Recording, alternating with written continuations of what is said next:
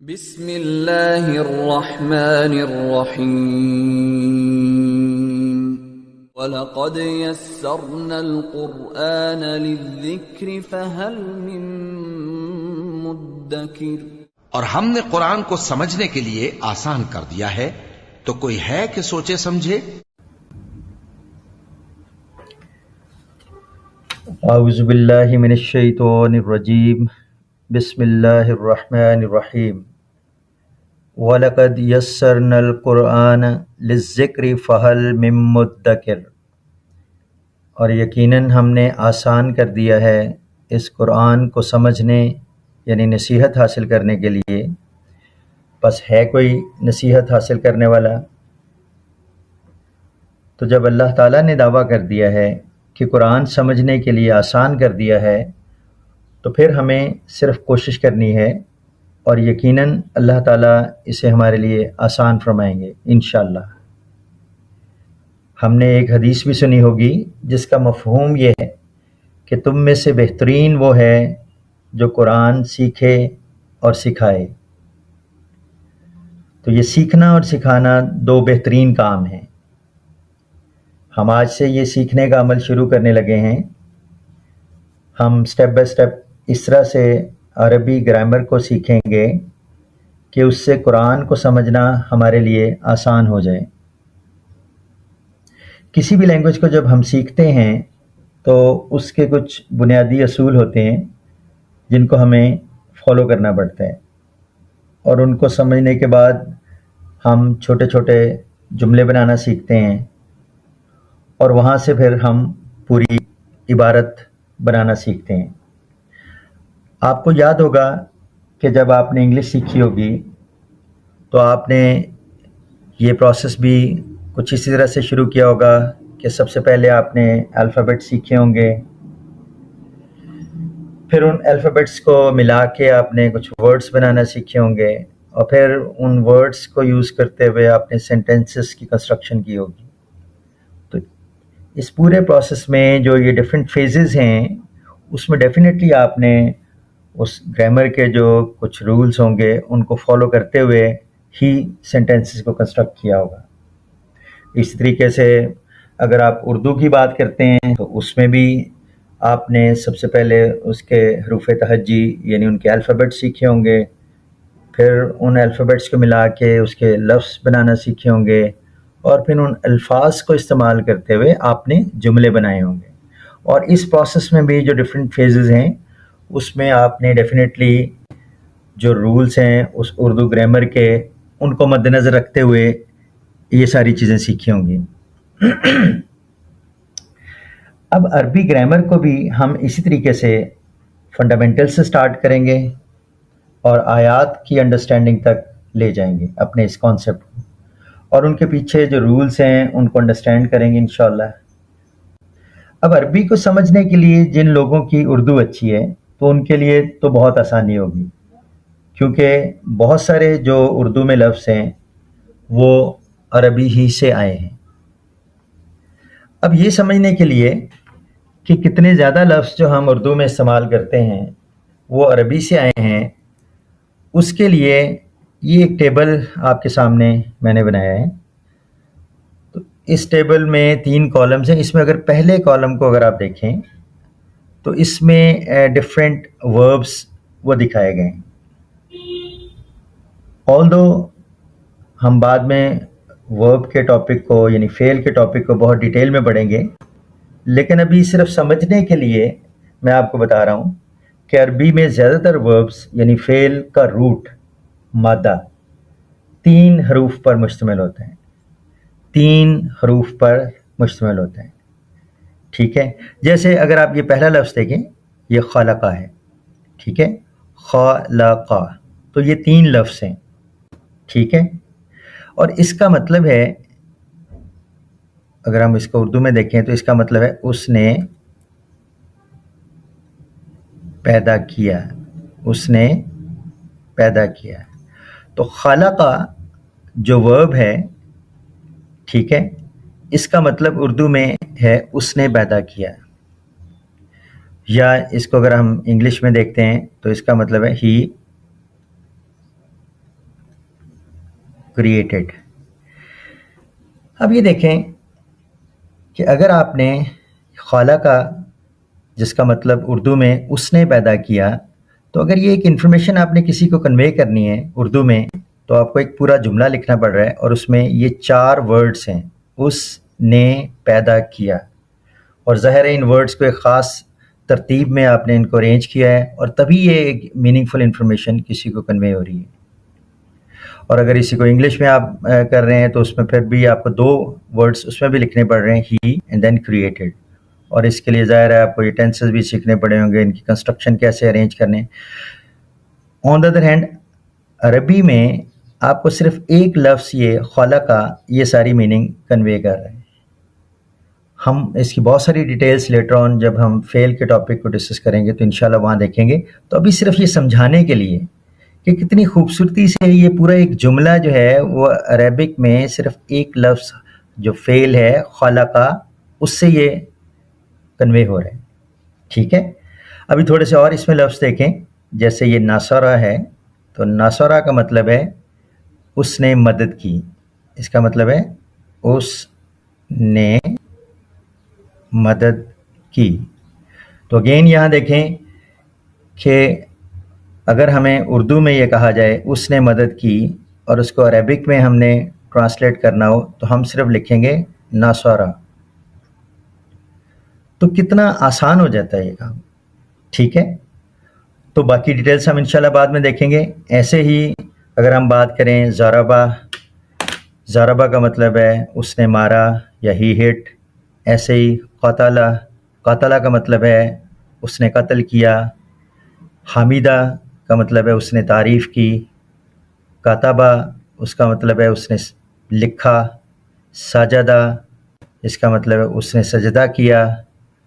اسی طرح سے رزقہ، کذبہ، صدقہ اور رفع یہ لفظ ہیں. ٹھیک ہے، اب اگر اس صرف سمجھنے کے لیے اگر اس کے سیکنڈ کالم کو دیکھیں تو اس میں آپ کو یہ ایک لفظ نظر آ رہا ہے فاعل، جس کو اردو میں ہم فاعل بھی کہتے ہیں. اور فاعل کا مطلب ہوتا ہے کوئی کام کرنے والا. فاعل کا مطلب ہوتا ہے کوئی کام کرنے والا. سبجیکٹ بھی جسے آپ انگلش میں کہتے ہیں، کوئی ڈوئر آف سم تھنگ. تو اب یہ دیکھیں کہ جو ہم نے یہ پہلے کالم میں فار انسٹنس خالقہ ورب لکھا تھا، تو اس سے ہم اس کو اگر ہم اس پیٹرن پہ یہ فاعلن کے پیٹرن پہ اگر ہم اس کو کنورٹ کریں خالقہ کو تو یہ بن جائے گا خالقن. فاعلہ سے فاعلن تو خالقہ سے خالقن.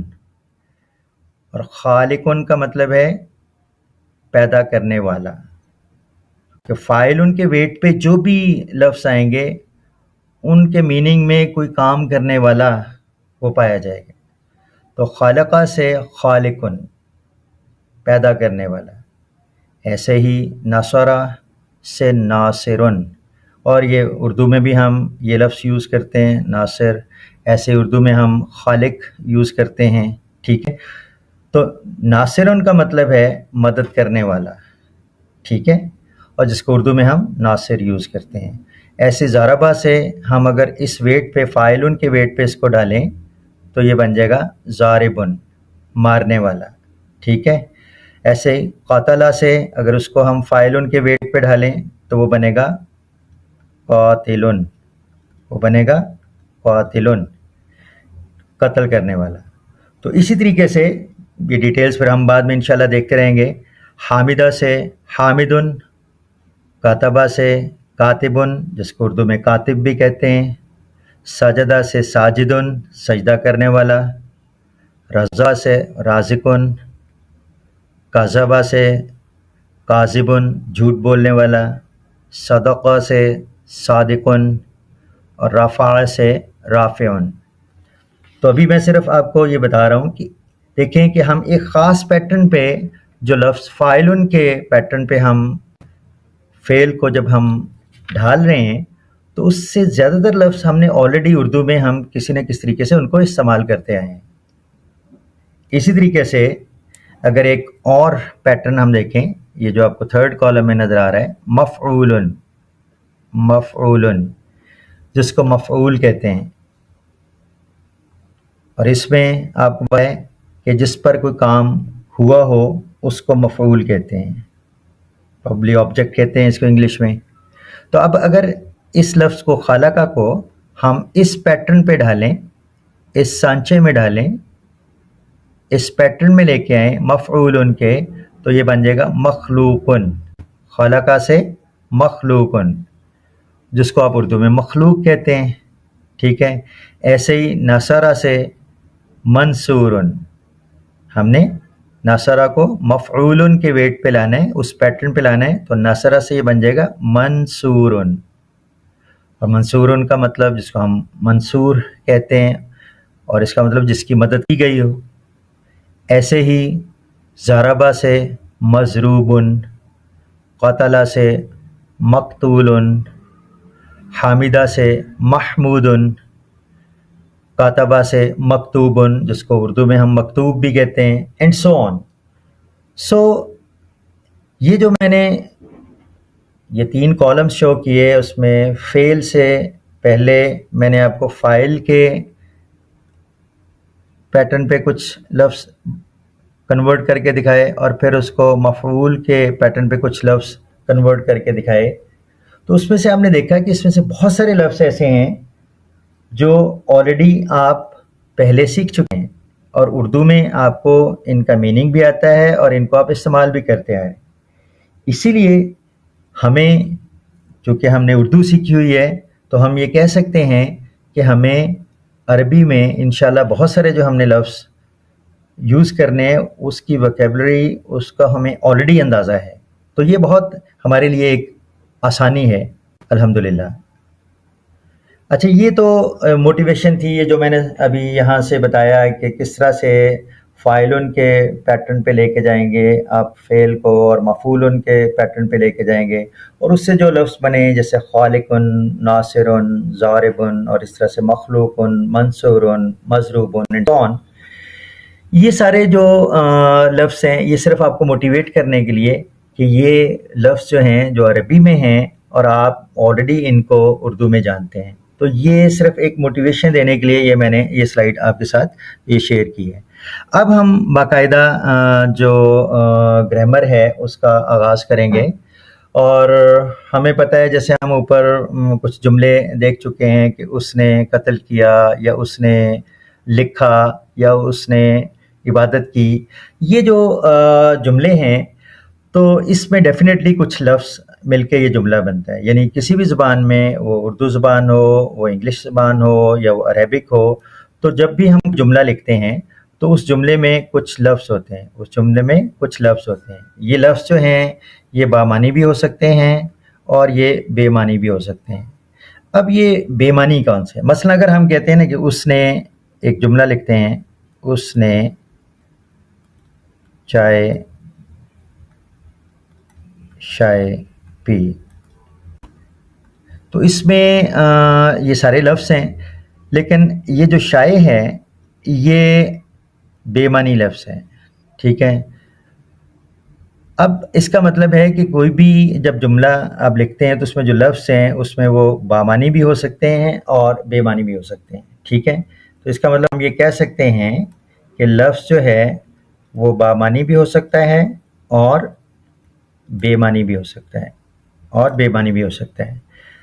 اب چونکہ ہم عربک لینگویج سیکھنے جا رہے ہیں اور اس میں انشاءاللہ ہم قرآن اور حدیث کو انڈرسٹینڈ کریں گے، تو اس میں ظاہر ہے بے معنی لفظ کا تو کوئی کانسیپٹ ہی کوئی نہیں. اس کا مطلب ہے کہ ہمارے پاس بامعنی لفظ رہ جائیں گے.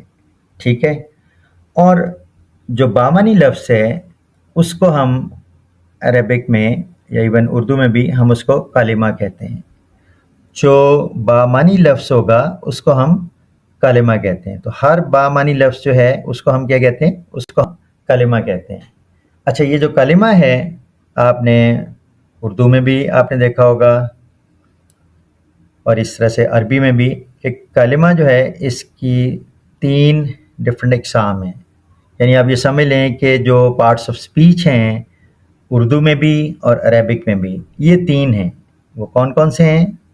وہ اسم ہے، جس کو آپ ناؤن بھی کہتے ہیں، وہ فعل ہے جس کو آپ ورب کہتے ہیں، اور اسی طریقے سے حرف، ٹھیک ہے، جس کو پارٹیکل وغیرہ بھی انگلش میں آپ نے کہا ہوگا، ٹھیک ہے، اور یہ جو پریپوزیشنز وغیرہ آتی ہیں وہ بھی اسی میں آتی ہیں. جب ہم ڈیٹیل میں اس کو دیکھیں گے تو ول ٹاک اباؤٹ دس.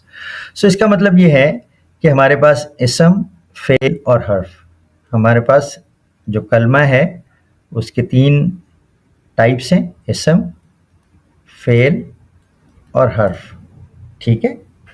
اسم کو ناؤن کہتے ہیں، ٹھیک ہے، فعل یعنی ورب، اور اس طریقے سے حرف. اب ان کو ہم تھوڑا سا دیکھیں گے کہ یہ اسم کو کیسے ڈیفائن کرتے ہیں، فعل کو کیسے ڈیفائن کرتے ہیں، اور اس سے حرف کیا ہوتا ہے. تو اس سلائیڈ میں آپ دیکھ رہے ہوں گے کہ اسم کو ڈیفائن کیا گیا ہے کہ اسم وہ کلمہ ہے جس میں کسی شخص کا نام ہو، جیسے حامدن، ٹھیک ہے، عربک میں ہم کہیں گے، اردو میں ہم اسے حامد کہہ دیں گے. محمودن، اردو میں ہم اس کو محمود کہیں گے. تو کسی شخص کا نام یا کسی چیز کا نام، جیسے قلم ہے، ہم اس کو عربک میں قلمن بھی کہہ سکتے ہیں. ایسے ہی کسی جگہ کا نام، جیسے پاکستان ہے، عربک میں ہم اسے باکستان کہیں گے. ایسے ہی کسی صفت کا نام، کسی صفت کا نام جو ہے وہ بھی عربک میں ہم اس کو اسم کنسیڈر کریں گے، جیسے جمیلن،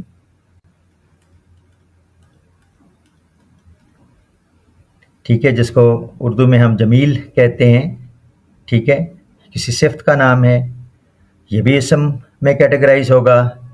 اسی طریقے سے کسی کام کا نام، یہ بھی اسم کہلاتا ہے. اب کام کا نام کیا مطلب؟ اب جیسے اگر ہم کہتے ہیں نا کہ اس نے مارا، تو یہ جو ہے یہ بیسیکلی ورب ہوگا، فعل ہوگا. ہم آگے چل کے دیکھیں گے کہ اس میں ایک زمانہ پایا جاتا ہے کہ اس نے مارنے کا جو پروسیس ہے وہ پاسٹ میں کیا ہے. تو بیسیکلی ایک مارنا ایک پروسیس ہے، اور اس میں ایک زمانہ یعنی پاسٹ کا ذکر ہوا، تو یہ تو فعل ہوگا. لیکن اگر ہم یہ لفظ کہیں سنیں، مارنا، ٹھیک ہے، تو اس میں ایک کام کو تو ڈیفائن کیا ہوا ہے، مارنا ایک کام ہے، لیکن یہ ڈیفائن نہیں کیا ہوا کہ یہ پاسٹ میں یہ کام ہوا ہے یا پریزنٹ میں ہوا ہے یا فیوچر میں. تو اس طرح کی چیزیں جس میں کام کا نام ہو اور اس میں زمانہ ظاہر نہ ہو، تو وہ بھی اسم کہلائیں گے، اور اس کو پرابلی اردو میں مصدر کہتے ہیں. تو یہ جو ہے یہ بھی بیسیکلی اسم میں کیٹیگرائز ہوگا، ٹھیک ہے. تو ہم اسم کی ڈیٹیل آگے پڑھیں گے انشاءاللہ، ٹھیک ہے. ہمارا جو پہلا ڈیٹیل ٹاپک ہوگا وہ اسم کے بارے میں ہی ہوگا انشاءاللہ، اس کو ہم دیکھیں گے اگلے لیکچر میں. تو ابھی آپ کو اس کا مطلب ہے کہ یہ فنڈامنٹل ڈیفینیشن آ گئی، آپ کو یہ پتہ چل گیا کہ کسی شخص کا نام، کسی چیز کا نام، کسی جگہ کا نام، کسی صفت کا نام یا کسی کام کا نام، یہ اسم میں فال کرتے ہیں، ٹھیک ہے. دوسری چیز، اگر ہم فعل یعنی ورب کو دیکھیں تو فعل وہ کلمہ ہے جس میں کسی کام کا کرنا یا ہونا پایا جائے، اور اس کے ساتھ ساتھ اردو میں ہمیں پتہ ہے کہ 3 زمانے ہیں، یعنی ماضی، حال اور مستقبل. تو ان تینوں زمانوں میں سے بھی کوئی زمانہ اس میں پایا جائے تو پھر ہم کہیں گے کہ وہ فعل ہے، یعنی کسی کام کا کرنا یا ہونا پایا جائے پلس تینوں زمانوں میں سے کوئی ایک زمانہ، آئیدر ماضی اور حال اور مستقبل، ان میں سے کوئی زمانہ بھی اس میں پایا جائے، تو پھر ہم کہیں گے کہ وہ کلمہ جو ہے وہ فعل ہے. یہ بھی ہم اردو میں بات کر رہے ہیں کہ اردو میں فعل جو ہے وہ ماضی ہو سکتا ہے یا حال ہو سکتا ہے یا مستقبل ہو سکتا ہے. فار انسٹنس، اگر ہم بات کرتے ہیں ایک اس نے پڑھا یا وہ پڑھتا ہے یا وہ پڑھے گا. ان تینوں میں اگر ہم دیکھیں تو ایک کام پڑھنے کا ذکر ہوا ہے، اور ساتھ میں اگر یہ پہلا آپ دیکھیں اس نے پڑھا، تو اس میں یہ کام پڑھنے کا کام جو ہے وہ ماضی میں ہوا ہے، پاسٹ میں ہوا ہے، تو یہ فعل ہوگا کیونکہ کام کا کرنا بھی پایا جا رہا ہے اور زمانہ جو ہے وہ لیٹ سے ماضی وہ بھی اس میں سمجھ آ رہا ہے، تو یہ فعل ہے. ٹھیک ہے، وہ پڑھتا ہے، اس میں پڑھنے کا ایک کام ڈیفائن کیا ہوا ہے، اور ساتھ میں اس میں یہ بھی پتہ چل رہا ہے کہ یہ کام حال میں یعنی پریزنٹ میں انجام دیا جا رہا ہے، تو وہ پڑھتا ہے، تو یہ بھی فعل ہے. اس طریقے سے وہ پڑھے گا، اس میں پڑھنے کا پروسیس ہے، اور پھر ساتھ میں یہ پتہ چل رہا ہے کہ یہ کام مستقبل میں ہوگا، تو اس لیے یہ بھی فعل ہے. تو یہ اردو میں آپ نے یہ چیزیں آلریڈی آپ کو پتہ ہیں. ٹھیک ہے، کہ فعل جو ہے وہ یا ماضی ہوگا یا حال ہوگا یا مستقبل ہوگا. جو کام پاسٹ میں ہوا ہوگا وہ ماضی میں کنسیڈر ہوگا، جو ابھی موجودہ وقت میں ہو رہا ہوگا وہ حال میں کنسیڈر ہوگا، اور جو آنے والے وقت میں ہوگا وہ فعل مستقبل کہلائے گا. عربک میں اگر ہم دیکھیں تو عربک میں ہم فعل کی ڈیٹیل لیٹر آن دیکھیں گے، لیکن عربک میں فعل جو ہے اس کو ماضی اور مضارع میں کیٹیگرائز کیا گیا ہے. بیسیکلی جو ماضی ہے اس میں جیسے اردو میں ماضی ہے، یہ تو اس کی ریلیشن شپ تو یہی ہے. ٹھیک ہے، لیکن جو اردو میں حال اور مستقبل یوز ہو رہا ہے وہ عربک میں ان دونوں کو ہم مضارع کے ساتھ کنسیڈر کریں گے. یعنی اردو میں جو حال اور مستقبل یوز کیا جاتا ہے، عربک میں ہم اس کے اگینسٹ فعل مضارع یوز کرتے ہیں. ٹھیک ہے، ہاں یہ ہم دیکھیں گے کہ پھر کیسے پتہ چلے گا کہ اگر کوئی فعل مضارع ہے تو اس کو ہم نے حال میں استعمال کرنا ہے، اس کو حال میں یوز کرنا ہے، یا اس کا میننگ مستقبل میں یوز کرنا ہے. تو یہ پھر ہم جب لیٹر آن فعل کی ڈیٹیلز میں جائیں گے تو ہم دیکھیں گے کہ کچھ کانٹیکس سے بھی ہمیں پتہ چلتا ہے، اور پھر کچھ اسپیسیفک سمبلز بھی ہم یوز کرتے ہیں. سو اب ان کی مثالیں ہم دیکھتے ہیں. عربک میں بھی جیسے ضربہ ہے، اس کا مطلب ہے اس نے مارا. ٹھیک ہے، ہم اوپر جو فعل دیکھ چکے ہیں پچھلی سلائیڈ میں، تو وہ سارے فعل جو ہیں وہ بیسیکلی فعل ماضی ہیں. جیسے آپ کو یاد ہوگا کہ ہم نے وہاں دیکھا خلق اس نے پیدا کیا، نصر اس نے مدد کی، ضربہ ہی ہٹ یعنی اس نے مارا، قتل اس نے قتل کیا، اینڈ سو آن. تو یہ ساری جو مثالیں تھیں وہ بیسیکلی وہ جو مثالیں تھیں وہ فعل ماضی کی ہیں. ایسے ہی ایک دو مثالیں صرف میں فعل مضارع کی صرف استعمال کروں گا. لیٹر آن جب ہم فعل کو دیکھیں گے تو انشاءاللہ ڈیٹیل آئے گی وہاں پہ. جیسے ضربہ اگر فعل ماضی ہے تو اس کا جو فعل مضارع ہے وہ یضرب استعمال ہوتا ہے. ٹھیک ہے، ضربہ فعل ماضی ہے تو اس کا جو مضارع ہے وہ یضرب استعمال ہوتا ہے، اور اس کا مطلب ہم لیتے ہیں وہ مارتا ہے یا وہ مارے گا.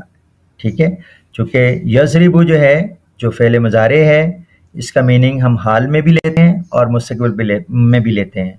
اور میں نے بتایا کہ جب پھر ہم نے اس کو سینٹنس میں یا آیت میں ہم دیکھیں گے تو پھر کانٹیکس سے ہمیں سمجھ لگے گی کہ ہم اس کو حال میں یوز کرنا چاہتے ہیں یا اس کو فیوچر میں استعمال کریں گے. ٹھیک ہے، ابھی صرف ہم اس کو دیکھ رہے ہیں.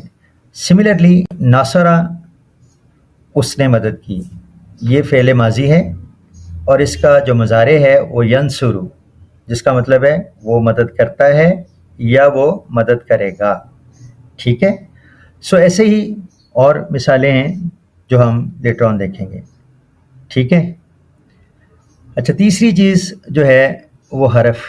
ٹھیک ہے، اور یہ بیسیکلی وہ کلمہ ہے کہ جس کے معنی تو ہوتے ہیں لیکن جب تک یہ کسی اسم یا فعل کے ساتھ استعمال نہیں ہوتا تو اس وقت تک اس کا مطلب سمجھ نہیں آتا. جیسے اردو میں آپ نے دیکھا ہوگا کہ اگر ایک لفظ ہے پر، ٹھیک ہے، تو یہ آپ جتنی دفعہ مرضی لکھ لیں اس کی کوئی سمجھ نہیں آتی کہ ہم کیا کہنا چاہ رہے ہیں. لیکن اگر ہم کسی اسم کے ساتھ اس کو لگا دیتے ہیں جیسے کرسی پر، تو ہمیں مطلب سمجھ آ جاتی ہے. یعنی کہنے کا مطلب یہ ہے کہ حرف جو ہے یہ اس کے معنی تو ہوتے ہیں لیکن اس کی سمجھ اس وقت تک نہیں آتی جب تک ہم اس کو کسی اسم یا فعل کے ساتھ استعمال نہیں کرتے. ٹھیک ہے، تو ہم مختلف دیکھیں گے حرف عربک میں انشاءاللہ جب آگے چلیں گے. جیسے من ہے، من کا مطلب ہوتا ہے فرام یعنی سے. جیسے آپ نے کچھ دیکھا ہوگا من المسجدی، مسجد سے. ٹھیک ہے، فرام ماسک اینڈ سو آن. تو یہ انشاءاللہ یعنی جو ڈفرینٹ وربس ہیں اور اس طرح سے فعل ہیں اور اس طرح سے حرف ہیں، یہ انشاءاللہ ہم ان کی ڈیٹیل آن ورڈس دیکھیں گے. تو آج تک کے لیے اتنا ہی. Thank you very much.